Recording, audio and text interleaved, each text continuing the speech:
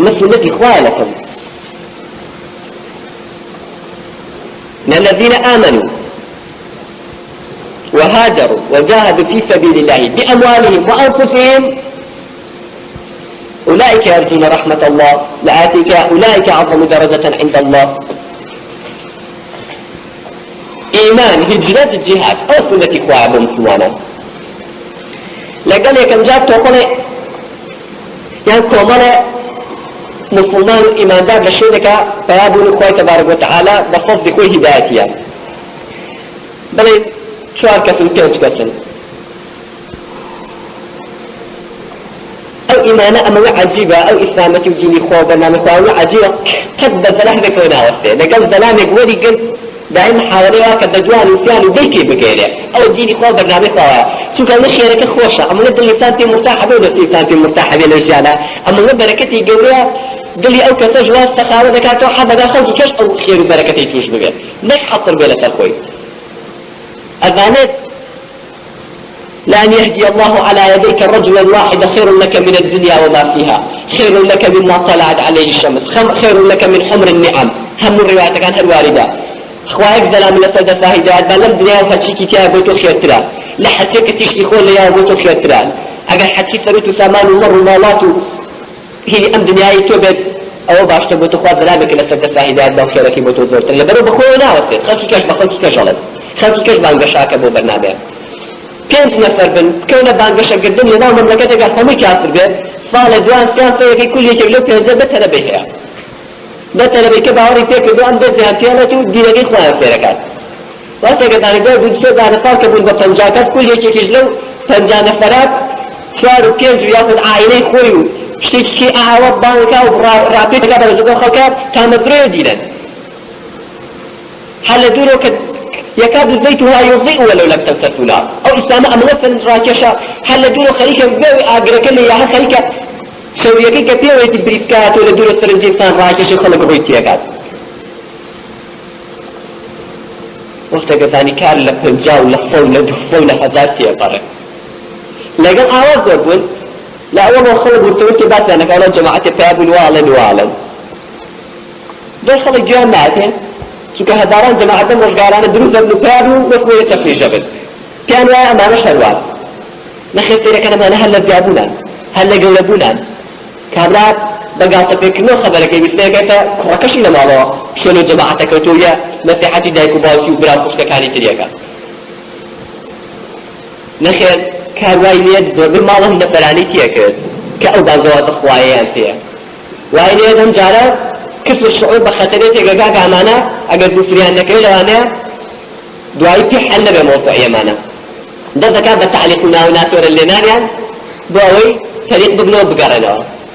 نخي فريقا كار للتعليق ولا قلطة يكردو مانا لما هو ام جارة ده ذكاء بالجنان فيها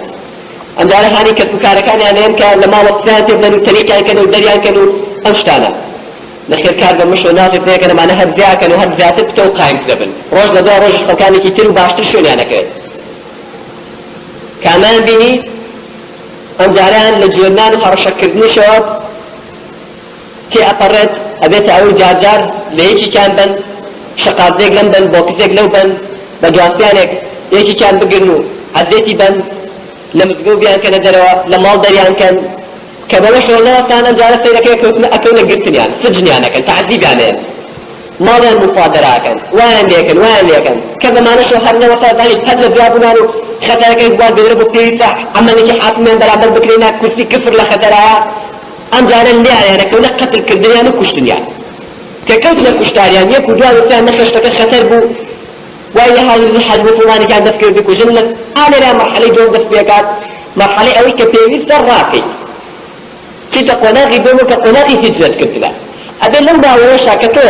أول ما مجتمعي كفر أبوتو دعوكم كدود محاولو كدود جمع إيمانكم ومن إيمان دروس بي أبي لما ويا قيادة مجموعة مسلمانة هولي أوي دابت لبرشاي بك عاور رجل يد كفر لي قبولناك وليئة لما ويا هولي أوي دابت مأوايك بخوي بو مسلمانة دابين كات پاوپشتو کومل انصارك لجبيك تر اتر شاري بي واتي كتر بي شاخي بي ديك بي پناگيك بي اشتوتي بي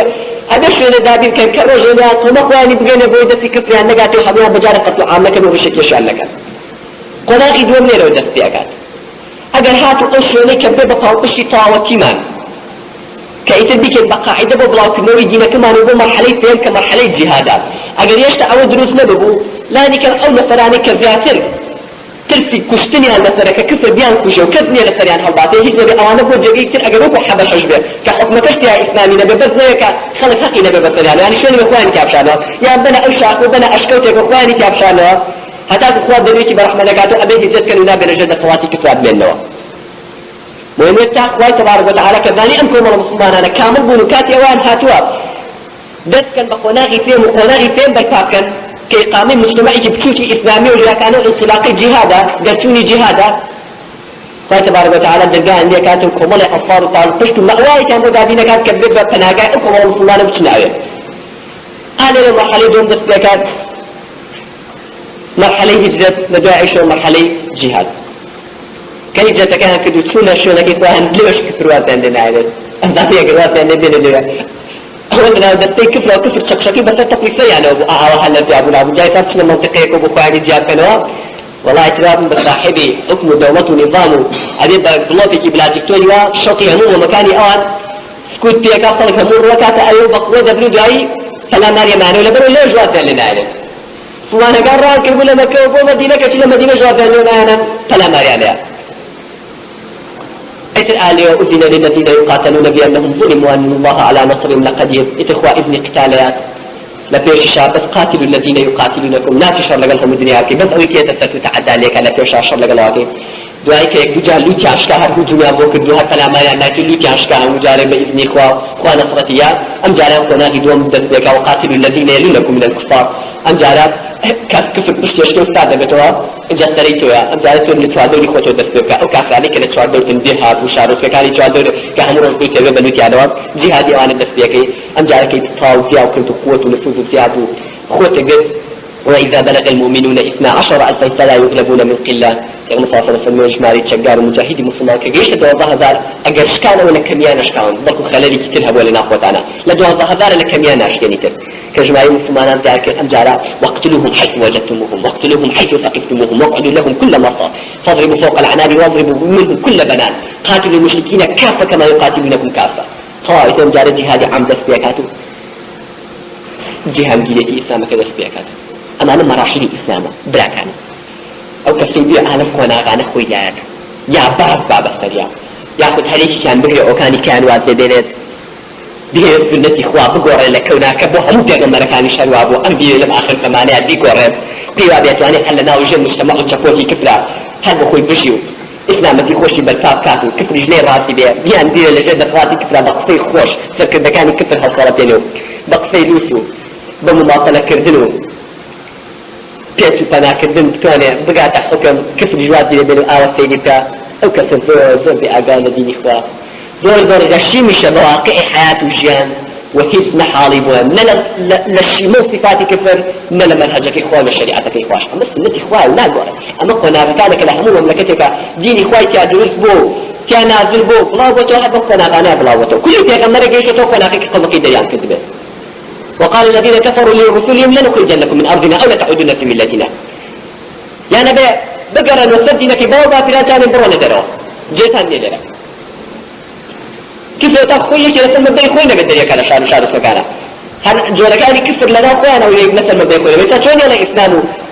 يكتا ترستيو يك خوا ترستي نجر على قشو نماكا ترستين ولن ترضى عنك اليهود ولا النصارى حتى تتبع ملتهم وما يزالون يقاتلونكم حتى يردوكم عن دينكم إن استطاعوا وما يزالون حتى رجع قيامة دبر دوامي فأوحى إليهم ربهم لنهلكن الظالمين ظلم خوا شاي قدرتي هل أوتا بسر كافر كانوا شاي رحمة الشي هل أوتا نسر مسلمان بيبشتو فناك أوان فعلى الله فليتوكل المؤمنون وعلى الله فليتوكل المتوكلون أو التوكل على مخواه أبو إيمانا بخواه أبو خواش اشتان برنايا كاتك قوم كان في غنبرة كان ذلك دوي كيلتو حالته يعني ولا دواي دركودني أو كمال مسلمان أنا أجر جماعة كم بوبيوهي أو النبو بدك أمريكان بتوان الجهاد يعني بيبقى أوروبا ربنا أو كافران بدك بيبقى ما يوابو كده يأكلوا دي بفرسنا فريق قلوا جهادي تبقى لقل عشرة لقل قوم لقل دولة يقع أو اللي دواي دركودني أو كمال إيمان نارا يتك بس كافر باوت إنه مملكتها غضب إخوة داباري وبسريانا حجر وتبني كردو أو عشرتين أو قوم يأكل أو مملكتي أو كردو هرهم يعني فنا كردو لنا يبتو أجر حاتبتو أو كيخم بدش أمغي لقل عبوبك بتوانت جهاد دست بكارو بروبنوي كفر بتوا أخوة تبارك وتعالى لسدسي أو كمال إيمان دارانا تعذيبي أو كفر ياولوتي أو كفرش كانوا حكم إخوان لسدسي أو كمال إيمان دارانا دا مثلا اتكامي أخوة كبي أخوة عتاب عرفي خويتي مهم أولا كمال إيمان داران بزانا دنيا باللوي كاتي نصرتي إخوة دا عباري وكو سيد قطب أفرميت على كاتي نصرتي إخوة دا عباري بس المسلمانان وغضب إخوة دا عباري بس الكفران كفصي كفر إيمان لك جابته كي كفر إيمان لك جابونه إيماني طاو إيمان ناراني طاو هاتنا أملاو كافر شات أملا كفرك خفر طاو أولاش إيمانك طاو إن جاء غضب إخوة بس أملا دا عباري رحمة إخوة ونصرة إخوة بس أولايك له لبر أول لقال همو مجتمع كان يكشف تبيغمبر كان كمل إيمان نار شوكو كان يعني لقوم كافر كان جابوا توا رجل دواء أوانو غضب إخوة بس الأقوم داباريو إتنا رجع أبو بحرهم يعني بيقتل بتشاوت مكان يقتلوا عام كذبوا فناي كذبتن يأخذوا بحل سدسي أقوم الله إيمان نار يغمبر كان إعلان جهادي لسر كذبتنو تفوتوا ناي كذبتنو كان من يجر كيف حكم إخوة ولنسكننكم الأرض من بعدهم أو وعد إخوة لدواء أو كوعد يا ولنهلكن الظالمين لا مكلام توكيدا أو نشهد لباب التوكيد هاتوا نونك الأخير نون التوكيد الثقيلة بدو توكيد الدولة يعني أكيد بلنا أنا بب أو كافرانا أو ظالمانا لدواء ولنسكننكم وكوابي قسما ياخذ الثاني هاد بجمع أدفع غير عطفش تابكين لدواء شهر توكيدك تمانية وقسمك تمانية كحرب لامكيتي لامي توكيدك أو لاما لنسكننكم نونك توكيد شهكيا نونك دوهمينا لنسكننكم نوني دوهمينا لدواء كافكوا أوش حنوني توكيد حد وتأكيد كذب يعني الدنيا لنسكننكم الأرض من بعدهم لدواء كأن تفرتوا لكن إيوا كندجين شنوانو إيوا أهي الموت أبي أو أرزهر بو إيوه بمينتو بو عبد إيمان ناركانم بو شنكوتوكاني تيغمركاني من بعدهم ذلك لمن خاف مقامي وخاف وعيد أو قاداش إخوة بو هش كسيك كالأخوات الثابت لها رشكان إخوات الثابت أو يخوف إخوة لدريابي وشون برنامج إخوات وتبو شون هوا آرزونك وتبت أو الدنيا بيت لو كان إخوة تبارك وتعالى نصرتي بسر أداء بارني براكانم همو بيغمركان إخراج كراون قرآن تخوين رواد باسي همو بيغمركان كات كتشون يقل دواء يكو مكانا دريان كدون تقال القرآن أفرمت أخرجوا آل لوط من قريتكم قوم كينو دوتيان أخرجوا آل لوط من قريتكم كافركان زمان تغمر بخما صلى الله عليه وسلم آنوت وإن كادوا ليستفزونك من الأرض ليخرجوك منها وإذا لا يلبسون خلافك إلا قليلا ليخرجوك وإذ يمكر بك الذين كفروا ليثبتوك أو يقتلوك أو يخرجوك قال تبارك وتعالى القرآن أفهمه ويمكرون ويمكر الله والله خير الماكرين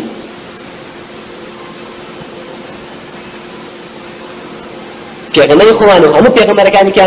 هرشی کردن دروان لکراو تنفیذش کراو هرشکو در بدر کراو